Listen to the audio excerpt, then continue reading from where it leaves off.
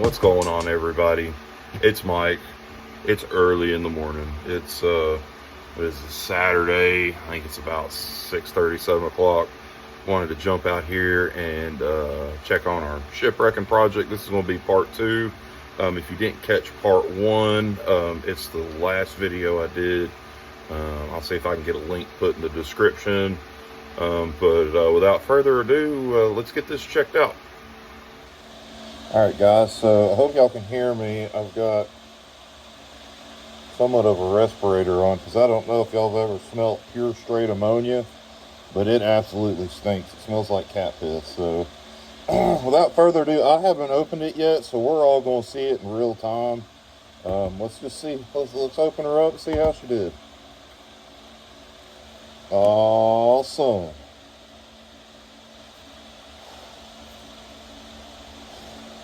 That ain't too bad. Not too bad at all.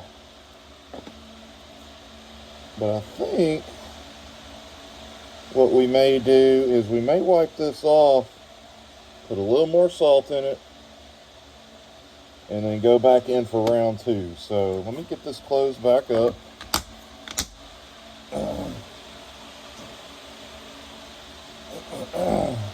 Where is my little bit of contact cleaner? We're just going to spray the worst of it off. We'll see how it looks. It may be okay. It may be okay.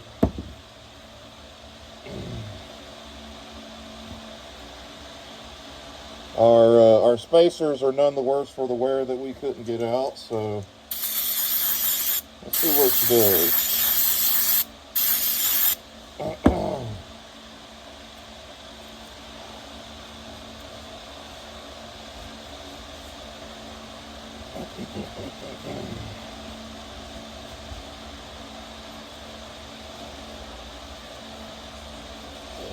We didn't get our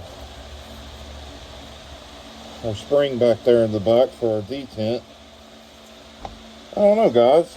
I think I want to put it back in there.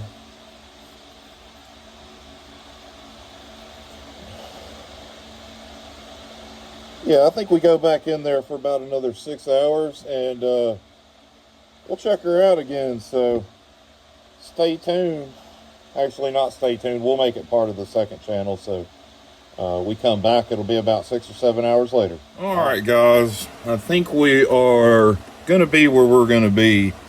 I can see through there, and I've kind of changed the setup since that last part. I made basically some hangers out of aluminum foil to get it up out of there and put salt on top, then also drip some ammonia on there, but the vapors is actually what kind of helps turn it. So let's get this opened up and see where we're at. Yeah, boy, I think that is going to be us. Let me get a paper towel. Ooh, god dang, that ammonia is strong. I have a feeling that container right there is just going to go in the trash. All right, let's get a close-up look here, what we got. Now, I haven't wiped anything off. That other side didn't really get affected, so that's good. Get them both up here. Didn't really get, there's no green in there like I thought there would be. But it's got plenty of blue, so I'm happy with that. So let's get this sprayed down and neutralized. I'm just using that, just some contact cleaner. About all I got for this. But it'll help get all that ammonia off of there, help neutralize everything. Actually, let me get some of these blue paper towels. I had a bunch of these. Just get her wiped down.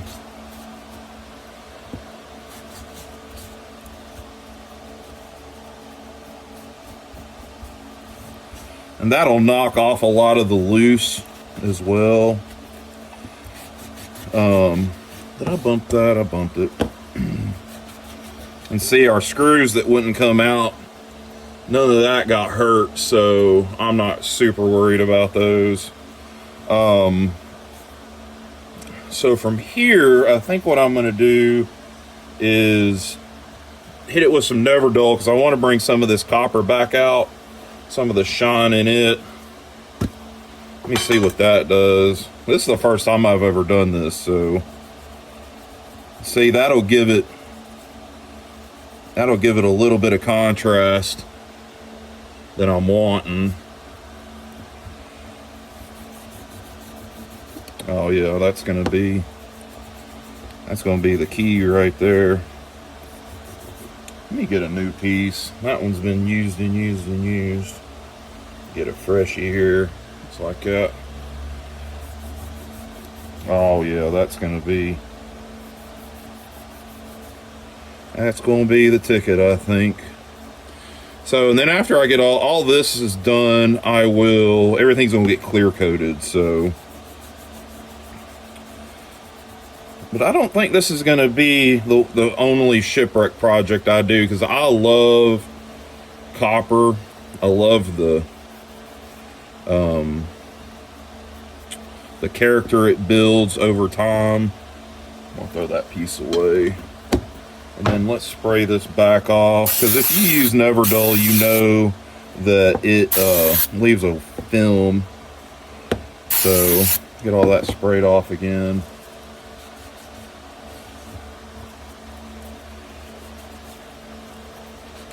And I think a lot of, just with all the texture and stuff in that handle, we're not getting as much pattern, because I have seen this before on flatter copper, like on some, I think a Spyderco maybe, and some other stuff, some lighters. I've seen it done on the like brass Zippos and stuff.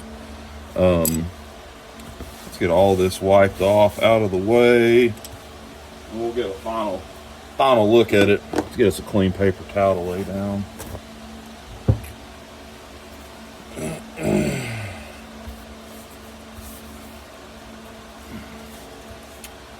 So I think that's gonna be it. That's what we're working with. So I'm going to go back over it once it's good and dry, and I'll clear it. I'm not going to show any of that, and I'll go ahead and reassemble it as well. And then when all that is done, we'll check back in, and I'll show the final product and a good overview on it. So hold on a minute.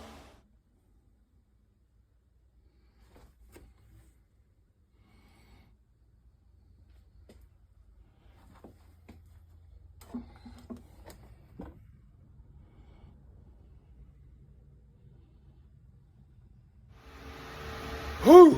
All right. 2 days later, and I've finally done it with a lot of prayer, a lot of language, not really language because it wasn't that bad. I have took a knife apart. I have put it back together. I have not lost any parts, and it actually turned out pretty good, if I do say so myself. Well, let's look at it.